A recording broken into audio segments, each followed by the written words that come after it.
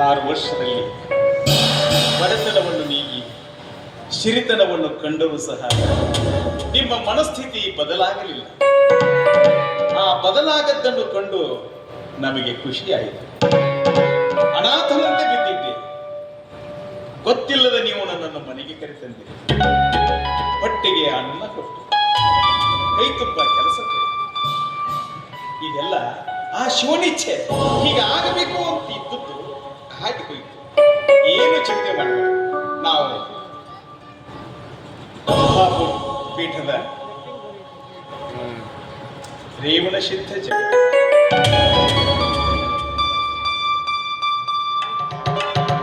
ಈ ಭೂಮಂಡಲದಲ್ಲಿರ್ತಕ್ಕಂತಹ ಜನರ ಕಷ್ಟ ನಷ್ಟಗಳನ್ನು ಹೋಗಲಾಡಿಸಿ ಧರ್ಮವನ್ನು ಬಿತ್ತಿ ಅಧರ್ಮವನ್ನು ನಾಶ ಮಾಡಲಿದ್ದೆ ಕೊಲ್ಲಿಪಾಕಿಯ ಸೋಮೇಶ್ವರ ಲಿಂಗದಿಂದ ಈ ಭೂಮಂಡಲಕ್ಕೆ ಆ ಪರಶಿವನ ಆಜ್ಞೆಯಂತೆ ಪ್ರಾದುರ್ಭವಿಸಿ ಬಂದಿದೆ. ಸುಖ, ಶಾಂತಿ, ನೆಮ್ಮದಿ, ಧರ್ಮ ತತ್ವಗಳನ್ನು ಬಿತ್ತಲು ಸಹ ಪ್ರಯಾಣಿಸುತ್ತಲೇ ಇದ್ದೀವಿ. ಅಂಥದ್ದರಲ್ಲಿ ನಿಮ್ಮ ಭಕ್ತಿಯ ಕೂಗು ನಮಗೆ ಕೇಳಿಸಿತು. ಈ ಆಕಾರದಲ್ಲಿ ನಾವಿಲ್ಲಿಗೆ ಬಂದೆವು. ನಿಮ್ಮ ನಿಗರ್ವ ಭಾವ ನಮ್ಮನ್ನು ಮನಸ್ಸಿಗೆ ಸೆಳೆದು ನಿಮಗೆ ಒಳ್ಳೆಯದಾಗಿ ತಂದೆ, ನಿಮ್ಮ ನಿಜ ರೂಪದ ದರ್ಶನ ಭಾಗ್ಯವನ್ನು ನಮಗೆ ಕರುಣಿಸಬೇಕೆಂಬುದು ನಮ್ಮ ಬೇಡಿಕೆ ಆಗಿದೆ ತಂದೆ, ನಮ್ಮ ಬೇಡಿಕೆ ಆಗಿದೆ. ಆಯ್ತು, ನಿಮ್ಮ ಇಚ್ಛೆ ಪೂರೈಸಲಿ. ನೋಡಿ, ಈ ಧರ್ಮದಿಂದ ನಡೆಯುವುದು ನೀವು ದುಡಿದಂತ ಆದಾಯದ 100ರ 1 ಭಾಗವನ್ನಾದರೂ ಧರ್ಮಕ್ಕಾಗಿ, ಸಮಾಜಕ್ಕಾಗಿ, ನ್ಯಾಯ ನೀತಿಯ ಉಳುವಿಗಾಗಿ ಉಪಯೋಗಿಸಿ. ಧರ್ಮದಿಂದ ನಡೆದರೆ ಆ ಸತ್ಯ ಜೀವನ ನಿತ್ಯ ಹಸಿರಾಗಿರುತ್ತದೆ. ಈ ಸತ್ಯ ಜಗತ್ತಿಗೆ ತಿಳಿಯುವ ಹಾಗೆ ನಿಮ್ಮ ಜೀವನ ಶುಭವಾಗಿ.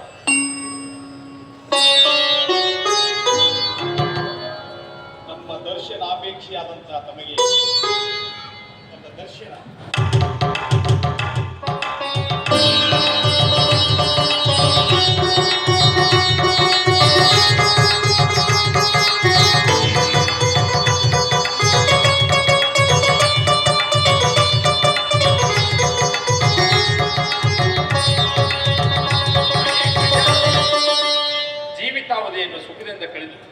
ಶಿವ ಸಾಯುಜ್ಯವನ್ನು ಹೊಂದಿರಿ.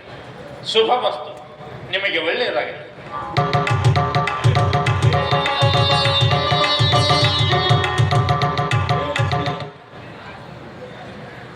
ನನ್ನ ಕಣ್ಣ ಕಾಣಕತ್ತ ಲಕ್ಷ್ಮಿ.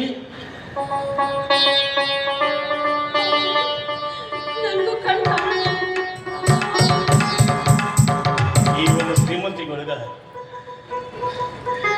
ಈ ಚಸ್ಮ ಹಾಕೊಂಡು ನೋಡಾಕತ್ತಿದ್ನಿ. ಆದ್ರ ಇದನ್ನು ತಿಳಿದು ನೋಡುವಂತ ಭಾಗ್ಯವನ್ನು ಆ ದೇವರು ನನಗೆ ಕರುಣಿಸಿದರು. ನನ್ನೆರಡು ಕಣ್ಣು ಕಾಣಕತ್ತಾವೀಗ. ನಿನ್ನ ಕಣ್ಣು ಕಾಣಕತ್ತ? ಹೌದು.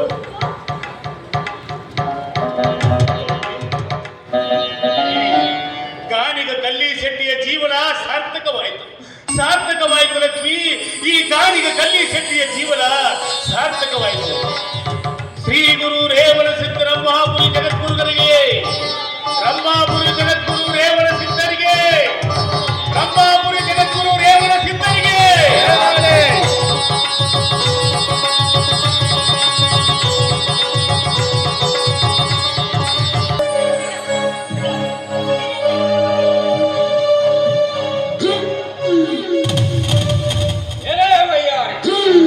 ಈ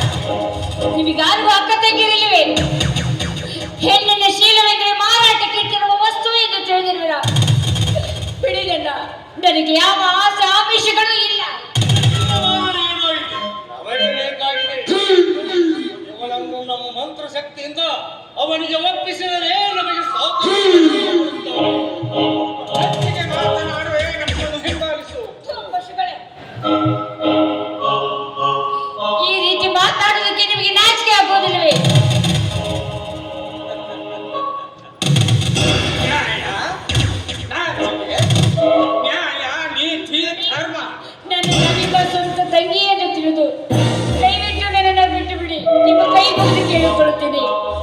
ನೀವು ಈ ರೀತಿ ಮಾಡುತ್ತಿರುವುದು ನ್ಯಾಯವೇ, ಧರ್ಮವೇ?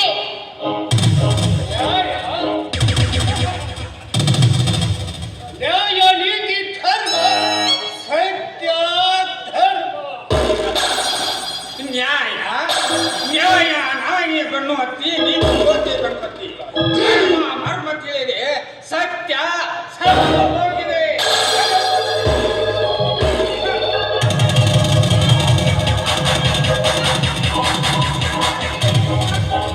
ಇಲ್ಲ, ನೀವು ತಿಳಿದುಕೊಂಡಂತೆ ಸತ್ಯ ಸತ್ತು ಹೋಗಿಲ್ಲ, ನಿತ್ಯವೂ ಪ್ರಜ್ವಲಿಸುತ್ತಲೇ ಇದೆ. ನೀತಿ ಖ್ಯಾತಿಯನ್ನು ಪಡೆಯುತ್ತಲಿದೆ, ನ್ಯಾಯ ಅಭಯವನ್ನು ನೀಡುತ್ತಲೇ ಇದೆ. ಈ ಸತ್ಯವನ್ನು ನೀವು ಮರೆತಿದ್ದೀರಿ.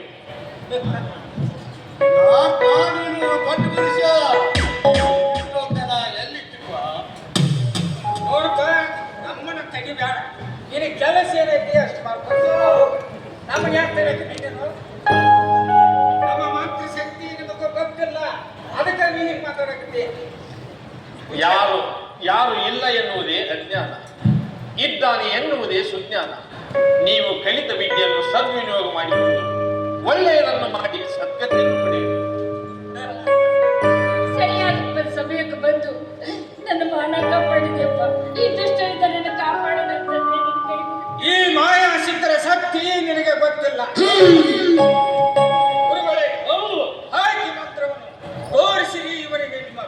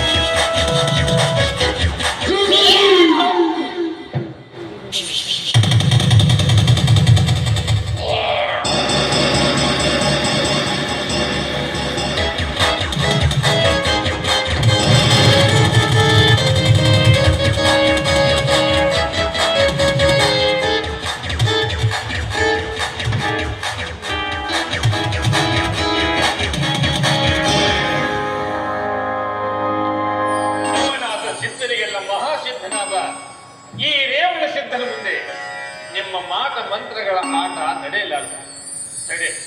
ಹೀಗೆ ಹೇಳಿದ್ರೆ ನಿಮಗೆ ಬುದ್ಧಿ ಬರುವುದಿಲ್ಲ.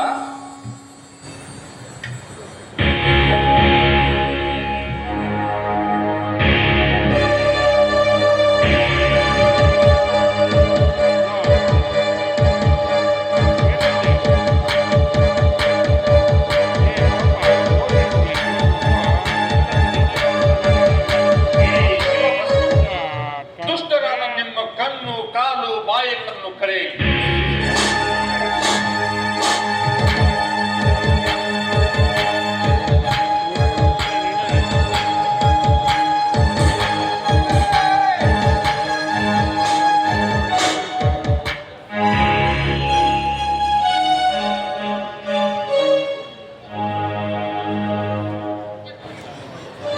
ಸಕಾಲಕ್ಕೆ ಬಂದು ನನ್ನ ಮಾನ ಪ್ರಾಣ ಕಾಪಾಡಿದಂತೆ ನೀನು ಯಾರಪ್ಪ? ಬಾಳೆಯ ಬಂದು ವೀರ ಪೀಡಿದ ಜಗದ್ಗುರು ರೇವಣ ಸಿದ್ಧರ ನಾವು ವಾಯು ಮಾರ್ಗದಲ್ಲಿ ಸಂಚರಿಸುತ್ತಿದ್ದಾಗ ನಿನ್ನ ಕೂಗು ನಮಗೆ ಕೇಳಿಸಿತು. ಧರ್ಮದ ಕೊಲೆ ನಡೆದಿದೆ ಎಂಬುದನ್ನು ಅರಿತುಕೊಂಡೇ ನಾವು ಇಲ್ಲಿಗೆ ಬಂದಿದ್ದೇವೆ. ತಾಯಿ, ದುಷ್ಟರಾದ ಇವರ ಕಣ್ಣು ಕಾಲು ಬಾಯಿಯನ್ನು ಕಳೆದಿವೆ. ನೀನು ಧೈರ್ಯದಿಂದ ಮನೆಗೆ ಹೋಗು. ತಂದೆ, ಜಗದ್ಗುರುವೆ, ಲೋಕಕ್ಕೆ ನಿನ್ನ ಸೇವೆ ನಿರಂತರವಾಗಿ ಸಾಗಿದೆ. ಅಬಲೆಯ ರಕ್ಷಣೆ ಮಾಡಿದ ಆ ನಿನ್ನ ಶಕ್ತಿ ವೃದ್ಧಿಸಲಿ. ಏನೋ ಪಾಪಗಳ ನೀವು ಮಾಡಿದ ಪಾಪ ತಪ್ಪಾಯಿತೆಂದು ಆ ಜಗದ್ಗುರುನಲ್ಲಿ ಕಾಲಿಗೆ ಬಿದ್ದು ಕ್ಷಮೆ ಕೇಳಿರಿ. ನಿಮ್ಮ ಪಾಪ ಪರಿಹಾರವಾಗುವುದು. ಹೋಗಿ.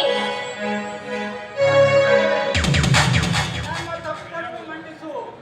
ನಮ್ಮನ್ನು ಕ್ಷಮ ಮಾಡುವುದೇ ಕ್ಷಮ ಮಾಡು. ನಮ್ಮನ್ನು ಕ್ಷಮಿಸು ದೇವ, ನಮ್ಮನ್ನು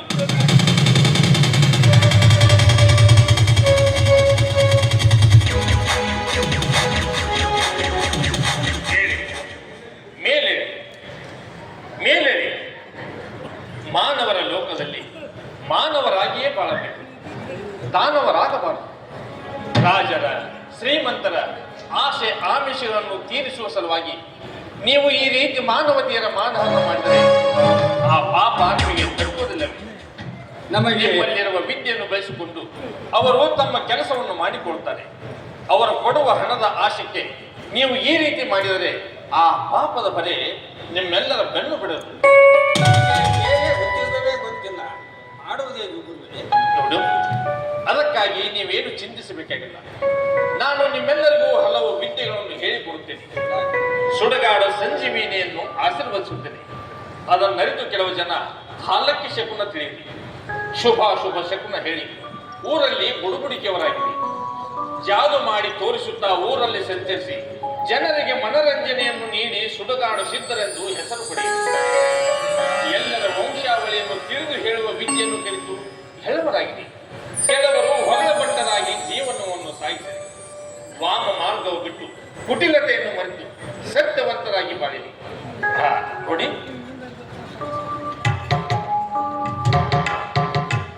ಈ ಭಸ್ಮದಿಂದ ಬುದ್ಧನ ಬಂದು ಭೂತ ಚೇಷ್ಟೆ, ಗ್ರಹ ದೋಷ ನಿವಾರಣೆ, ಬಾಲಗ್ರಹ ಪೀಡೆಗಳನ್ನು ಹೋಗಲಾಡಿಸಿ ಸತ್ಯವಂತರಾಗಿ ಬಾಳಿರಿ. ಇನ್ನು ನಿಮ್ಮೆಲ್ಲರಿಗೂ ಹಲವು ವನಸ್ಪತಿ ಬಗ್ಗೆ ತಿಳಿಸುತ್ತೇನೆ. ಅದರ ಉಪಯೋಗವನ್ನು ಜನರಿಗೆ ತಿಳಿಸಿರಿ. ನೀವು ಸತ್ಯವಂತರಾಗಿ ಬಾಳಿರಿ. ಆ ದೇವರು ನಿಮ್ಮೆಲ್ಲರಿಗೂ ಒಳ್ಳೆಯದನ್ನು ಮಾಡುತ್ತಾರೆ. ಜಗದ್ಗುರು ರೇವಣ ಸಿದ್ಧನೇ.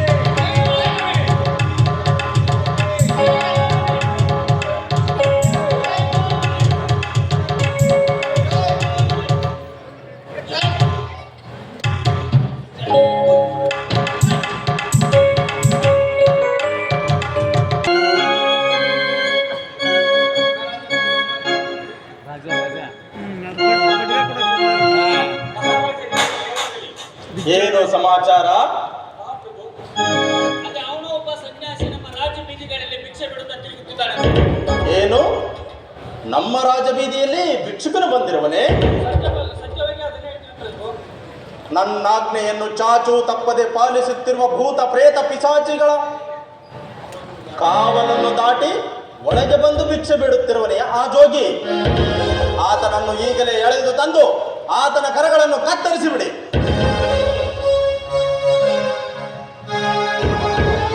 ಆ ಸನ್ಯಾಸಿ ಅರಮನೆ ಮುಂದೆ ಭಿಕ್ಷೆ ಮಾಡುತ್ತಿದ್ದಾನೆ. ಭವತಿ ಭಿಕ್ಷಾಂದೇಹಿ, ಶಿವಧರ್ಮ ಭಿಕ್ಷಾಂದೇಹಿ, ಗುರುಧರ್ಮ ಭಿಕ್ಷಾಂದೇಹಿ. ಎಲೇ ಪಾಪಿಯೇ, ಯಾರ ಅಂಜಿಕೆಯೂ ಇಲ್ಲದೆ ಅರಮನೆಯ ಒಳಗೆ ಬಂದು ಮುಂದೆಯೇ ಭಿಕ್ಷೆ ಬೇಡುತ್ತಿರುವೆಯಾ? ಯಾರು ನಿನ್ನನ್ನು ಒಳಗೆ ಬಿಟ್ಟವರು? ನನ್ನನ್ನು ನಿನ್ನನ್ನು ಈ ಜೀವ ಜಗತ್ತಿಗೆ ತಂದವನು ಯಾವನು ಅವನೇ ನನ್ನನ್ನು ಇಲ್ಲಿ ಕಳುಹಿಸಿದ್ದಾನೆ. ಏ ಬಡಜೋಗಿ, ಎಷ್ಟೊಂದು ಸೊಕ್ಕು ನಿನಗೆ? ನನಗೆ ಉತ್ತಟತನದ ಉತ್ತರ ಕೊಡುವೆಯಾ? ಪಾಪಿ, ಪಾಪ ಕೂಪದಲ್ಲಿ ಬಿದ್ದು ಹೊರಳಾಡುತ್ತಿರುವ ನಿನ್ನ ಕೋಪವನ್ನು ಶಮನ ಮಾಡಲು ಬಂದ ಈ ಸಿದ್ಧನಿಗೆ ಪಾಪಿ ಎನ್ನುವೆಯಾ? ಏ ಏನು ನನ್ನ ಪಾಪವನ್ನು ಕಳೆಯಲು ಬಂದಿರುವೆಯಾ?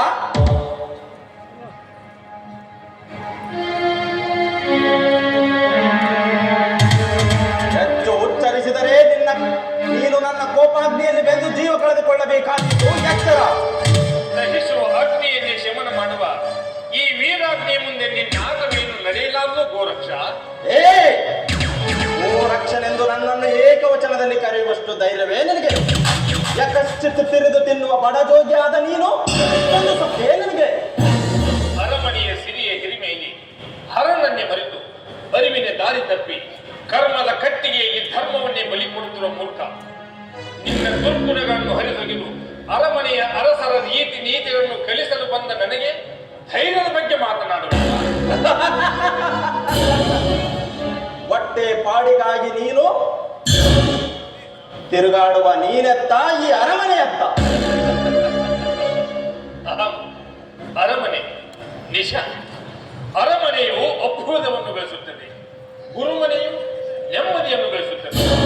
ಅರಮನೆಯು ಕ್ರಾಂತಿಯನ್ನು ಬೆಳೆಸುತ್ತದೆ, ಗುರುಮನೆಯು ಶಾಂತಿಯನ್ನು ಬೆಳೆಸುತ್ತದೆ.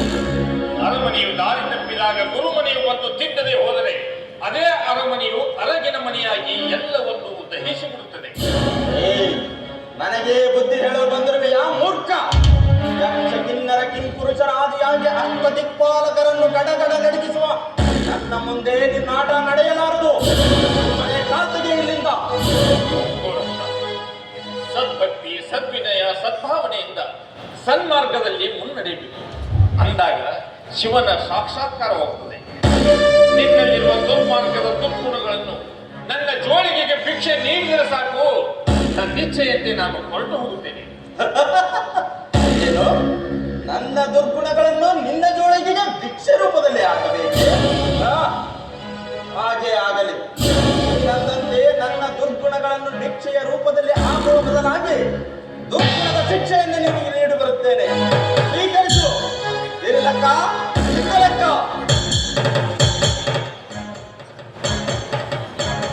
ಇರಲಕ್ಕ, ಈ ಬಡಜೋಗಿ ಜಂಗಮನಿಗೆ ಭಿಕ್ಷೆ ನೀಡಬೇಕಂತೆ. ಭಿಕ್ಷೆ ಅದು ನನ್ನ ದುರ್ಗುಣಗಳನ್ನ ಭಿಕ್ಷೆಯಾಗಿ ನೀಡಬೇಕಂತೆ. ನಾವೆಂತಹ ಪುಣ್ಯವಂತರು ಸ್ವಾಮಿ. ಇಂಥ ಮಹಾಮಹಿಮ ಮಹಾತ್ಮರು ನಮ್ಮ ಅರಮನೆವರೆಗೂ ದಯಮಾಡಿಸಿ ನಮ್ಮನ್ನು ಆಶೀರ್ವದಿಸುತ್ತಿದ್ದಾರೆಂದರೆ ನಾವೇ ಪುಣ್ಯವಂತರಲ್ಲ. ನಾವೆಷ್ಟು ಪುಣ್ಯವಂತರು. ನಮ್ಮ ಸೌಭಾಗ್ಯವನ್ನು ಕಾಪಾಡಬೇಕು.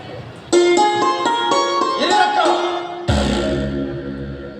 ಕೊಲ್ಲಾಪುರ ಮಹಾರಾಜ ಸಾಮ್ರಾಟ ಗೋರಕ್ಷನ ಪಟ್ಟಮಹಿಸಿ ಈ ಬಡಜೋಗಿ ಕಾಲಿಗೆರಗುವುದೇ?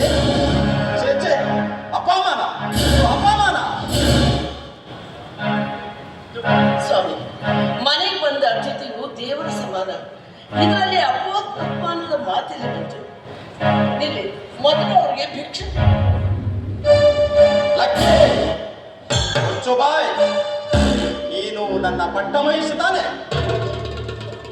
ಹಾಗಾದರೆ ಪತಿಯಾಜ್ಞೆಯನ್ನು ಪಾಲಿಸುವುದು ಪತಿವ್ರತಿಯಾದ ನಿನ್ನ ಕರ್ತವ್ಯವಲ್ಲವೇ? ನಿಮ್ಮ ಆಜ್ಞೆಯನ್ನು ವಹಿಸಿ ಪಾಲಿಸುವುದು ನನ್ನ ಕರ್ತವ್ಯ. ಸಂಕೋಚವಾಗಿ ಹೇಳಿ. ಹಾಗಾದರೆ ನೀನು ನನ್ನ ಮಾತನ್ನು ಕೇಳಲೇಬೇಕಲ್ಲ? ಎರಡು ಮಾತು.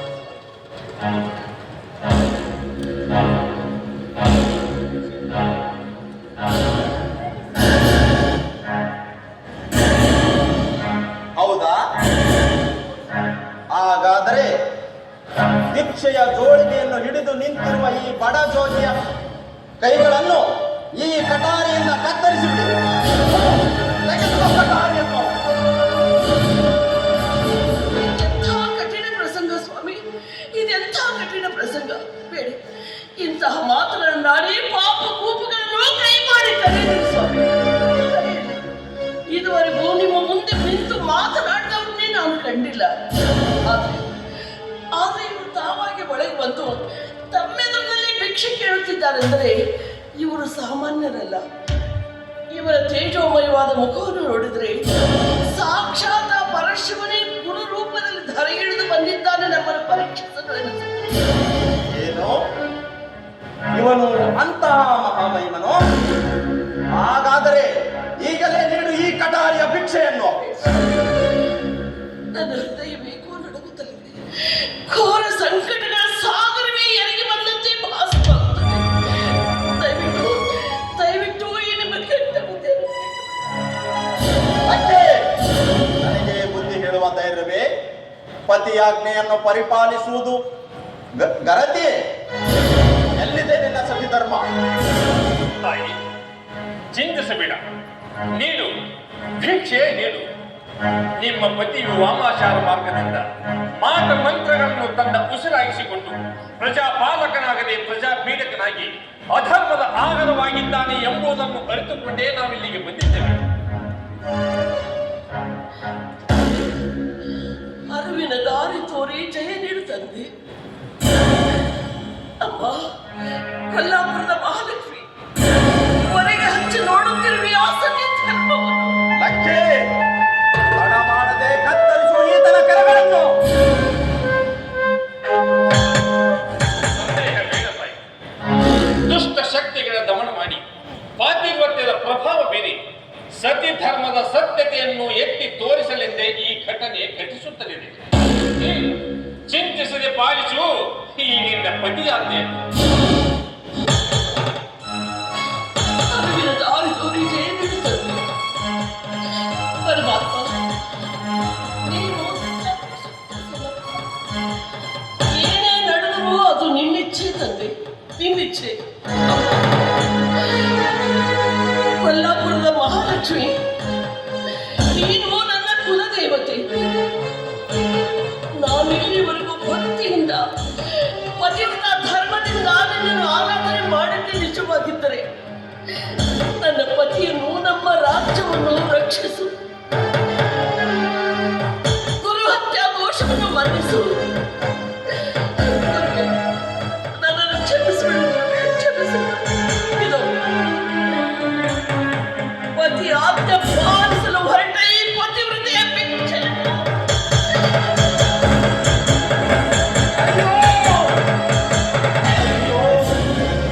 ಅಮ್ಮ, ಕಾಲಾಗ್ಲಿ ಸಂಕಟ.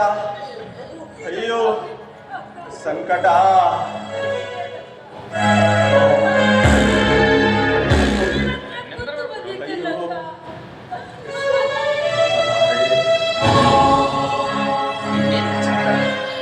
ನಾನು ಆತನ ಕರಗಳನ್ನು ಕತ್ತರಿಸ ಹೊರಟ ಕಠಾರಿ ಕರೆಗೆ ನೀರಾಗಿ ಮತ್ತೆ ಕಟ್ಟಿಕೊಂಡು ಮಹಾರಾಜರ ಎದೆಗೆ ತಾಕಿಬಿಟ್ಟಿತು. ಗುರುವೇ, ಗುರುವೇ, ಇದೇನು ನಿನ್ನ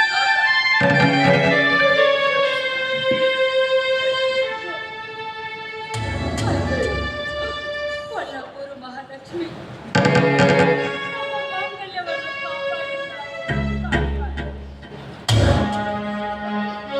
ಅಯ್ಯೋ ಲಕ್ಕಿ, ನನ್ನ ಕರುಳಿನಲ್ಲಿ ಕತ್ತರಿ ಹಾಕಿದಂತೆ ಜಗ್ಗುತ್ತಲಿದೆ.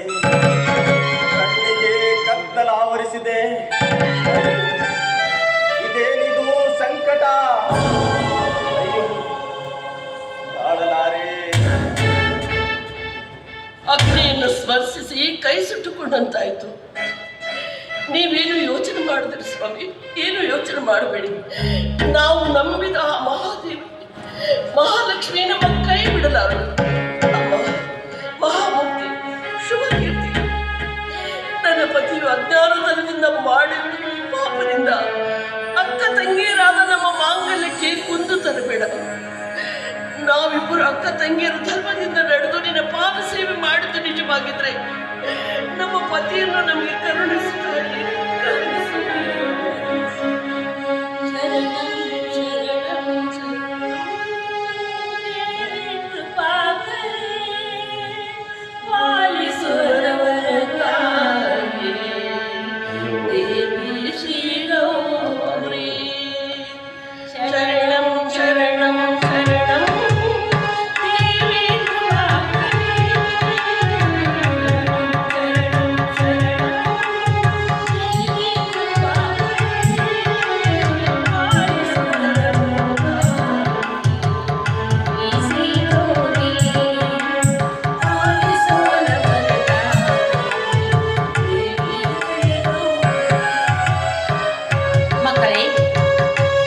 ಭಿಕ್ಷುಕನಾಗಿ ಬಂದ ವ್ಯಕ್ತಿಯು ಸಾಮಾನ್ಯನಲ್ಲ. ಶ್ರೀ ರಂಭಾಪುರ ಪೀಠದ ಪರಮ ಜಗದ್ಗುರು ರೇವಣಸಿದ್ದನವರು ಅವರನ್ನು ನಿನ್ನ ಪತಿ ನಿಂದಿಸಿದ್ದಾರೆ. ಗುರುದ್ರೋಹ ಮಾಡಿದ ಪಾಪವು ನಿನ್ನ ಪತಿಯನ್ನು ಕಾಡುತ್ತಲಿದೆ. ಹರಮುನಿದರು ಗುರು ಕಾಯಬಹುದು, ಆದರೆ ಗುರು ಮನಿದರೆ ಯಾರು ಕಾಯಲಾರರು. ಕಾರಣ ಆತನು ಯಾರಿಗೆ ಅಪಚಾರ ಮಾಡಿದನೋ ಅವರಿಗೆ ಮೊರೆ ಇಡಿ. ಆ ಗುರು ಸಾರ್ವಭೌಮನು ನಿಮ್ಮ ಪ್ರಾರ್ಥನೆಗೆ ಒಲಿಯುತ್ತಾನೆ, ನಿಮ್ಮ ಸೌಭಾಗ್ಯವನ್ನು ರಕ್ಷಿಸುತ್ತಾನೆ, ನಿಜ ಸ್ವರೂಪದ ಪ್ರತ್ಯಕ್ಷ ದರ್ಶನವನ್ನು ಕೊಡುತ್ತಾನೆ. ಹಾಗೆ ಆಗ್ಬೇಕಾಗಿ ಆ ಸದ್ಗುರುವನ್ನೇ ಸ್ಮರಿಸಬೇಕು. ಗುರು ಎಂದರು ನೀನೇ, ಹರನು ಎಂದರು ನೀನೇ, ಗುರು ಎಂದರು ನೀನೇ, ಹರನು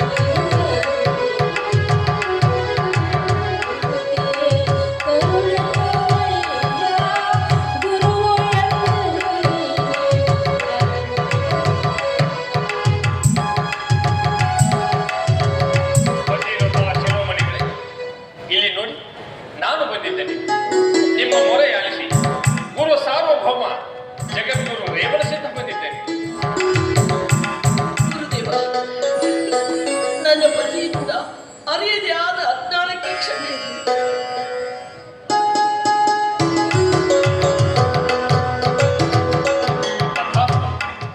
ನಿಮ್ಮ ಕೋರಿಕೆಯ ಕರೆಗೆ ಹೋಗುತ್ತಿದ್ದೇನೆ.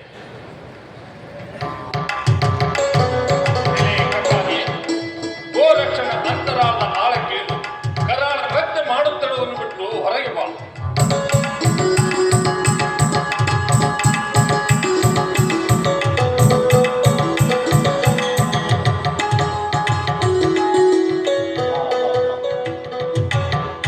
ಅಂಧಕಾರದ ಮದ ಮುರಿದು ಸುಜ್ಞಾನದ ಬೆಳಕು ನುಡಿದ ಗುರುವೆ, ಮಹಾಗುರುವೆ, ಜಂಗಮ ಜಗದ್ಗುರುವೆ, ನನ್ನನ್ನು ಅರಸು. ಕರುಣೆಯ ಕಂಗಳಲ್ಲಿ ನನ್ನನ್ನು ಅರಸು. ನನ್ನ ಮಹಾಮಂತ್ರಗಳ ಸಿದ್ಧಿಯ ಮುಂದೆ ಈ ಬ್ರಹ್ಮಾಂಡದಲ್ಲಿ ಮತ್ತಾರೂ ಇಲ್ಲ ಎಂದು ಮರೆದೆ ಬಂದಿರುವಂತೆ ಮಹಾಪ್ರಭಾವದಲ್ಲಿ ಮರುಜನ್ಮ ಪಡೆದ ಗೋರಕ್ಷ ಇನ್ನಾದರೂ ಸದ್ಧರ್ಮದಿಂದ ನಡೆದು ಜಯಶೀಲನ. ನಿನಗೆ ಒಳ್ಳೆಯದಾಗಲಿ, ಸರ್ವರಿಗೂ ಮಂಗಳವಾಗಲಿ. ಜಗದ್ಗುರು ರೇವಣ ಸಿದ್ಧರಿಗೆ, ಜಗದ್ಗುರು ರೇವಣ ಸಿದ್ಧರಿಗೆ, ಜಗದ್ಗುರು ರೇವಣ ಸಿದ್ಧರಿಗೆ, ಜಗದ್ಗುರು ರೇವಣ ಸಿದ್ಧರಿಗೆ. ಗುರುವು ಎಂದರು ನೀನೆ, ಹರನು ಎಂದರು ನೀನೆ, ಗುರುವು ಎಂದರು ನೀನೆ.